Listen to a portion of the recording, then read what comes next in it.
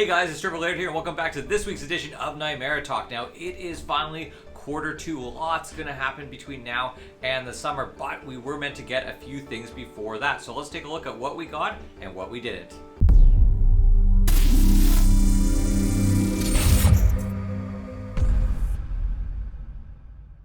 So first things first, guys, before we dive into talking about updates and stuff like that, let's talk AMA. A few of you have messaged me privately. We've talked in group chats and all of that, looking at getting another AMA going. I sent Andrew a message last night, the Nimera CEO, and we'll start to work out a time.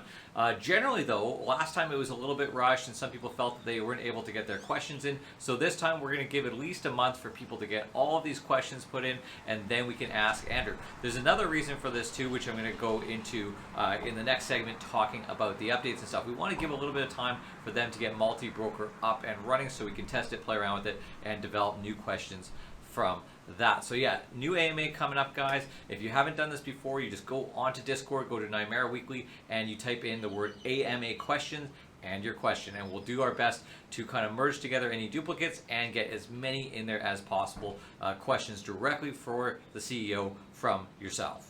Okay, now with that done, let's talk about the Q1 results. The really big thing that we were going to have come down in Q1 was Multibroker. Okay, there was lots of other things, but Multibroker was a big one that we wanted to have on. We have the Multibroker test going on right now. That test has been running for a while with one single pair and more on the test net in the background, but has fully not been released yet. So we thought, by the end of March, end of March and into the 1st of April, that we would have that fully functional. The team did come out on Monday and basically say that everything is working extremely well, it's ready to go, but there is a small integration error with the wallets that they are working on. So there's a lot of code that has to go into integrating all of that, and they did have a couple of errors popping up at the last minute, and they want to make sure the product is clean and working perfectly before it's released, obviously. So the question remains, when can you guys expect to see this product? Okay,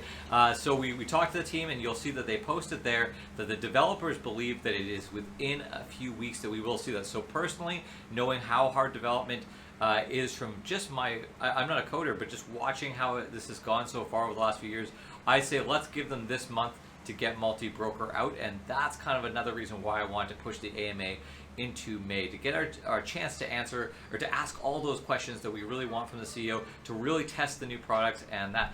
But with one thing missing, we did get one bonus. So we weren't in the roadmap, we weren't actually planning on getting this update to iOS to bring it to the same standard as the Android level until Q2, and they delivered on that early. So the idea there of having multiple teams working on multiple different projects does pay off, where some of them may be a little late, but some of them are going to finish early. So we'll keep following up on it, and hopefully we'll see Multibroker very, very soon. Okay, so very quickly, guys, because I almost forgot at the end last time, if this is your address above me, you have won $25 Canadian worth of EON, and I will be sending that to you in exactly 7 days. And last week's winner, if you look in your wallet right now at the time of publishing, you will see your winnings there. Now on to the Nimera Ecosystem Health Check and Market News. As you can see here with this fantastic green bar, all systems are operational, going down with just some planned maintenance that occurred on the 31st for some bug fixes and other corrections there. Now, starting out as usual with the swap, we can look at our weekly volume. We had 68,000 euros worth of volume, just slightly less than we had last week, but still it is extremely, extremely consistent, and that is the main key here. Lots of volume happening and increasing. Liquidity has been excellent, over 200,000 euros over this month.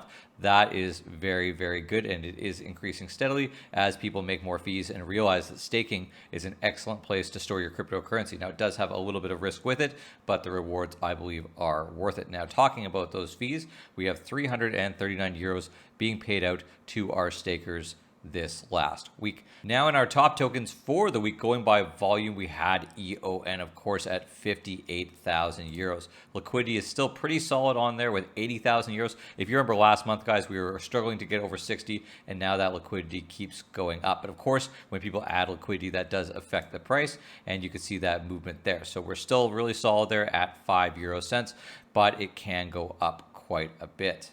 And of course, what I mean by that is when our liquidity pool fluctuates, that can change the price as well. As we can see here, we have this nice 82,000 euros, and what that represents is 680,000 EON and 0.82 BTC. So that's an excellent ratio. But when these ratios change, that can affect the price as well.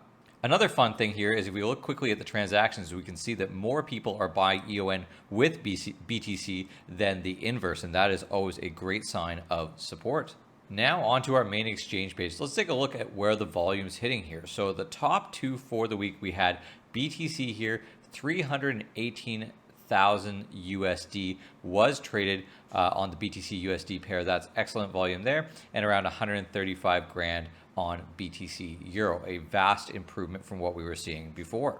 Looking into our EON pairs, let's start with BTC EON. We can see here the price is sitting at $1 million, but we know that we spent most of the week kind of down here in the 800 to 900 regions, with the earlier week going as far as 450. Now we could think here, wow, that is a massive, that's like a 60% change in price. But as we can see by the order book, it is starting to tighten up a little bit, but overall it does not take a lot to really push it down, and there's not too much EON for sale before the 450 level, and that is why week on week we kind of keep hitting that. And on the other buy side, we can see that they're starting to build up a little bit more of a consistent buy schedule as well. Now, of course, these prices are pretty subjective on this particular pair because we had only 2,500 US dollars worth of volume, opposed to something like the swap that had a lot more back and forth. But let's take a look at the inverse pairs now. Now, as we slide down to the inverse pair there, we can see we're at 108 Satoshis. Now, you'll remember on the swap, we were at 120 Satoshis, so this is a little bit less. But you have to take a look at that order book because the next trade is at 148, 149, 150, and it keeps going up from there. The next substantial amount on this pair is sitting at 444 Satoshis. So we could have a literal 3 times gain here before we get to that next level. And that really does not take a ton. But again, not a ton of volume on this one, so it's a little bit harder to go by. Going on to our fiat pairs for EON, we see kind of the same story. We had a nice jump up this week around 9 cents, so 3 cents more, 3 to 4 cents more than we're seeing, euro cents that we're seeing on the swap. But as you can see there, it kind of doesn't have a lot available within that price range, few thousand, and then the nice little cap there is at 10 cents at 4,400 euros, and it keeps climbing up fairly steadily from there, almost doubling and tripling within 10 or 20,000 euros. The USD side was all over the place this week, so we kind of flatlined here around 10 cents. That was the norm, and then we jumped all the way up to 16 cents and kind of held that out. What you're going to see here is a dive back and forth. Now we can see people starting to put in orders at 8, 9, 11 cents. But as you can see, people are not selling lower than 15 cents USD. And I think this is even going to change fairly rapidly. There's a nice solid amount for sale here at 15 cents if somebody wants to snag that. I do not think the price is going to go any lower. Now let's take a look at what's going on the larger scale here. So we can see BTC, wow, we really have been bouncing between 56, 57,000 USD and 60. Every time it hits 60, it bounces down, and then it's been climbing back up slowly. So that is an indicator that if you are looking to get into BTC right now, you may want to wait for one of those dips past 60. So Ethereum's really recovered itself here. We had it down in the 1700s back and forth as well, which would indicate that if it does dip back down to 1800, this would be a good buy-in opportunity. So there are some really good buy-ins here and some great performers on the market. DOT, of course, is having excellent performance, up 37% over the week, BNB as well, as of course Elon saying that he's going to put Doge onto the literal moon. That does not hurt that cryptocurrency as well. And some words about, it hasn't really been proven yet, but there's been some talks about Link having a partnership coming up, but I would just wait on that until there's something more official. Okay guys, that is it. That is all for the week. Now, of course, last week I told you I wanted to bring you that Starship footage of SN11 taking off, but really guys, by the time I got down there, it was a really early morning launch. It was super foggy. I couldn't see it, but wow, could I hear it. It was really, really crazy to hear, but I'll probably still be down here for SN15, so I will try to get some really cool footage to share with you on that one. Thanks again, guys, so much for watching. Please like and subscribe, and make sure if you haven't to join the Discord group and get into the conversation. For Nimera Talk, I'm Triple A.